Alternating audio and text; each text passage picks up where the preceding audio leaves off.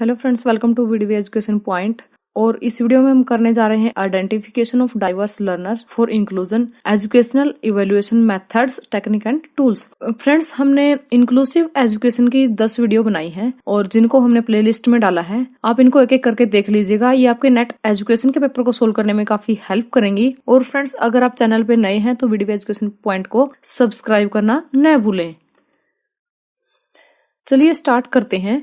Inclusive जो education होती है उसके अंदर डिफरेंटली एबल्ड जो स्टूडेंट होते हैं वो एजुकेशन पाते हैं, यानी कि जो नॉर्मल बच्चे होते हैं उनके साथ जो डिसेबिलिटी वाले बच्चे होते हैं वो एजुकेशन इसके अंदर लेते हैं। तो इस टाइप के बच्चों की जब एजुकेशन की बात आती है तो उनके अंदर जब उनकी जो डाइवर्सिटी होती है, जो डिफरेंट लर्नर होते हैं, उनको पहचानना काफी बड़ी बात होती है और काफी मुश्किल वाला टास्क होता है। उनकी आइडेंटिफिकेशन एक काफी मुश्किल वाला टास्क होता है। तो जो डाइवर्स लर्नर होते हैं उनके अंदर दो चीजें होती है कि लर्नर जो है रेसिकली, एथिकली, कल्चरली, इकोनॉमिकली और लिंग्विस्टिकली किस तरह से डाइवर्स है, उनको पहचानना बड़ा मुश्किल होता है। और दूसरी की मतलब वो जो मेजोरिटी होती है उनके अंदर किस तरह से डिफरेंट जो लर्नर है उनको पहचाना जा सके। तो ये बहुत बड़ी चीज होती है इसके अंदर। और डाइवर्सिटी क्या होती है क्लासरूम के अंदर? डाइवर्सिटी का मीन्स होता है कि बच्चे जो है डिफरेंट वे से सीखते हैं और उन बच्चों को पहचानना, यानी कि जो हर एक बच्चा यूनिक होता है, उसकी अपनी एबिलिटी होती है, अपनी डिसेबिलिटी होती है।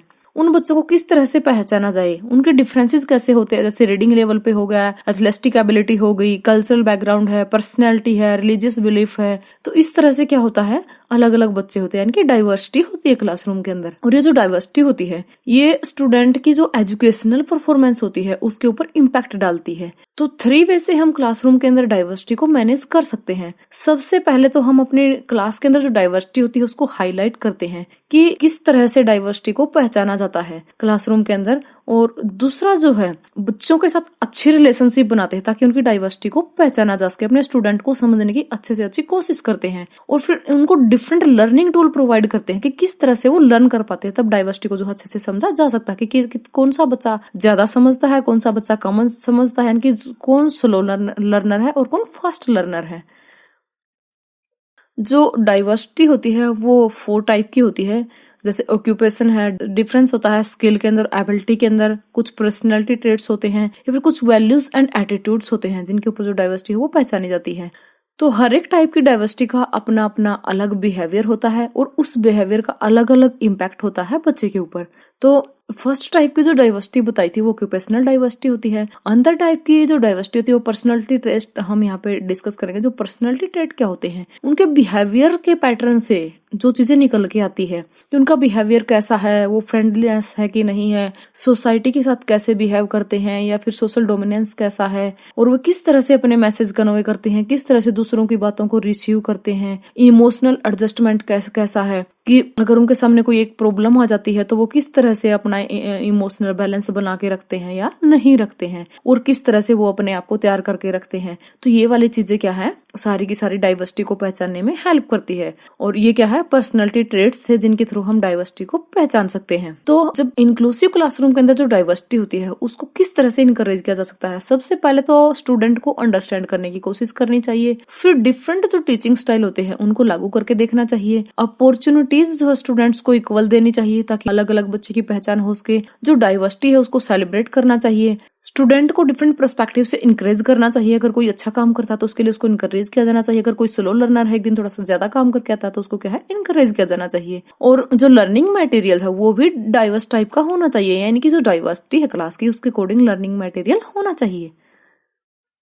एजुकेशनल इवैल्यूएशन मेथड कौन से होंगे इंक्लूसिव एजुकेशन के अंदर? हम डाइवर्सिटी के अंदर, इंक्लूसिव एजुकेशन के अंदर जो डाइवर्सिटी होती है उसके अंदर हम कौन सा एजुकेशनल इवैल्यूएशन मेथड यूज करेंगे? सबसे पहले तो हम जो वेटिंग स्केल होता है उसको चेंज करेंगे। वेटिंग स्केल मीन जैसे क्लास के अंदर बच्चों के को फाइनल ग्रेड देते हैं, रिपोर्ट कार्ड्स होते हैं, टीचर असाइनमेंट्स का यूज करता है, बच्चों का की जो लर्निंग एबिलिटी है उनको एक्सेस करने के लिए टेस्ट होते हैं, क्विज होती है, और सेमेस्टर वाइज जो भी एग्जाम उनके कलेक्ट किए जाते हैं, उनकी जो असेसमेंट होती है उसको सर्टेन वेट मिलना चाहिए। यानी कि सिर्फ एग्जामिनेशन के मार्क्स न लगाकर बाकी ओवरऑल जो एक्टिविटी होती है उनकी ड्यूरिंग दी क्लासरूम और उस पूरे के पूरे साल के अंदर जो उनकी एक्टिविटी होती है उसको सारी को वेटेज मिलनी चाहिए। तो इसलिए ये क्या है कि वेटिंग जो स्केल है उसको चेंज किया जाना चाहिए, तभी जो है डाइवर्सिटी को टीच किया जा सकता है। दूसरा है यूज इनफॉर्मल ऑब्जर्वेशन। क्लास के अंदर जब बच्चे कुछ काम कर रहे होते हैं या बच्चों को कुछ काम करने के लिए दिया जाता है तो टीचर के द्वारा इनफॉर्मल ऑब्जर्वेशन की जानी चाहिए। जैसे बच्चे क्या करते हैं, नोट्स जो है कलेक्ट करते हैं, चेकलिस्ट, स्टिकी नोट्स, इनके द्वारा जो टीचर को क्या है डाटा कलेक्ट करना चाहिए बच्चों से। और जैसे ऑडियो नोट्स उनको प्रोवाइड किए जाने चाहिए कि किस तरह से बच्चे इन चीजों को समझते हैं, किस तरह से इनके अंदर इंटरेस्ट लेते हैं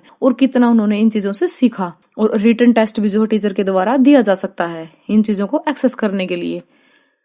फिर आता है कि allow this self assessment. Student को कभी कभी ये भी अलाउ करना चाहिए कि वो खुद की असेसमेंट खुद करे, यानी कि कितना उसने लर्न किया है, कितनी उसकी प्रोग्रेस हुई है, वो खुद उसको रिफ्लेक्ट करे, खुद उसको मेजर करे और कितनी नॉलेज उसने सीखी है और वो अपने काम को खुद रिवाइज करे और अपने लिए गोल सेट करे। ऐसी जो असेसमेंट होती है वो स्टूडेंट को मोटिवेटेड रखने में और लर्निंग के अंदर इंटरेस्टेड रखने में बहुत ज्यादा हेल्प करती है। और मल्टीपल टेस्ट फॉर्मेट स्टूडेंट को प्रोवाइड की जानी चाहिए कि जैसे स्टूडेंट को ओरल रिस्पॉन्स टेस्ट है, मल्टीपल चॉइस टेस्ट है, लॉन्ग आंसर टेस्ट है, शॉर्ट आंसर है, डायग्राम है, चार्ट है, फिल इन दी ब्लैंक्स है, इस तरह की मल्टीपल चॉइस स्टूडेंट को प्रोवाइड की जानी चाहिए। कि जो टेस्ट होता है वो सिर्फ एक टाइप का टेस्ट ही नहीं बनाना चाहिए, कि मल्टीपल टाइप का जो टेस्ट है वो स्टूडेंट के लिए उसकी जो फॉर्मेट है मल्टीपल टाइप से सेट करनी चाहिए। उसके अंदर तरह तरह के क्वेश्चन जो है और हर मटेरियल में से क्वेश्चन उसके अंदर पूछे जाने चाहिए। जो असेसमेंट होती है वो 3 टाइप की होती है, जैसे डायग्नोस्टिक है, फॉर्मेटिव है और समेटिव है। इसको हम आगे डिस्कस करेंगे।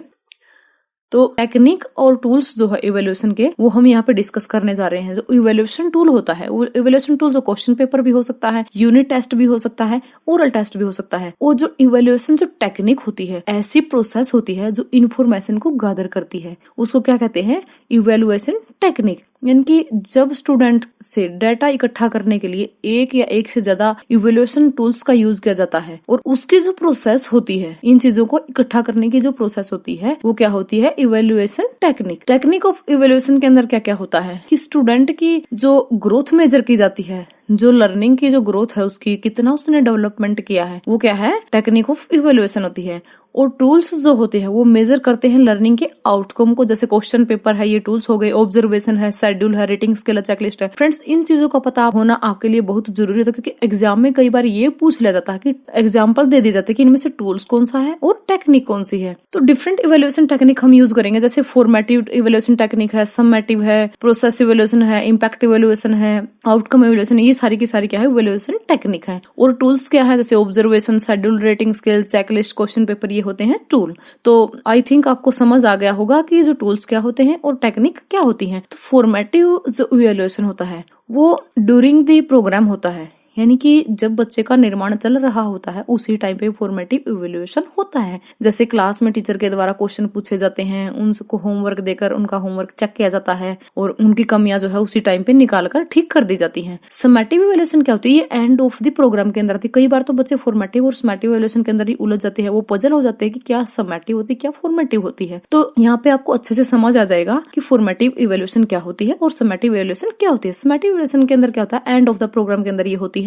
एग्जाम्पल जैसे इसका यूनिट टेस्ट होता है, चैप्टर टेस्ट होता है, या फाइनल प्रोजेक्ट होता है, पोर्टफोलियो होता है, या फिर आपके जो फाइनल एग्जाम होते हैं। प्रोसेस इवैल्यूएशन क्या होती है, प्रोसेस इवैल्यूएशन प्रोग्राम के ऊपर फोकस होती है कि किस तरह से प्रोग्राम को इम्प्लीमेंट किया गया है और किस तरह से ये ऑपरेट हो रहा है। यानी कि प्रोसेस इवैल्यूएशन जैसे आपका करिकुलम है कि आपका करिकुलम जो है किसी भी सब्जेक्ट का कोई भी सिलेबस उठा लेते हैं कि किस तरह से इसको इम्प्लीमेंट किया गया है। उसके बाद आता है इम्पैक्ट इवैल्यूएशन। इम्पैक्ट इवैल्यूएशन के अंदर क्या होता है, जो प्रोग्राम का जो इफेक्ट होता है वो देखा जाता है। आउटकम जो इवैल्यूएशन होती है, आउटकम इवैल्यूएशन के अंदर क्या होता है कि जो प्रोग्राम इम्प्लीमेंट कर दिया जाता है उसको मेजर करना कि कितना इफेक्ट उसने बच्चों के ऊपर छोड़ा और कितनी इन्फॉर्मेशन जो है बच्चों ने ली या इसका कितना बेनिफिट बच्चों को हुआ।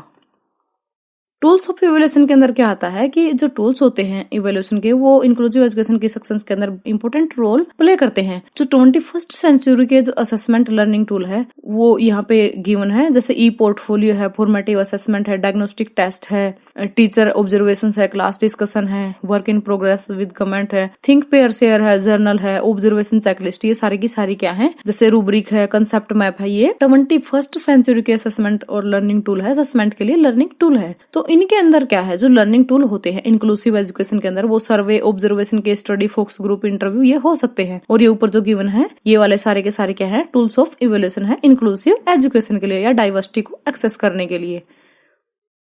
Thanks for watching friends. Video को लाइक करना, शेयर करना और ज्यादा वीडियो पाने के लिए वीडियो एजुकेशन पॉइंट को सब्सक्राइब करना।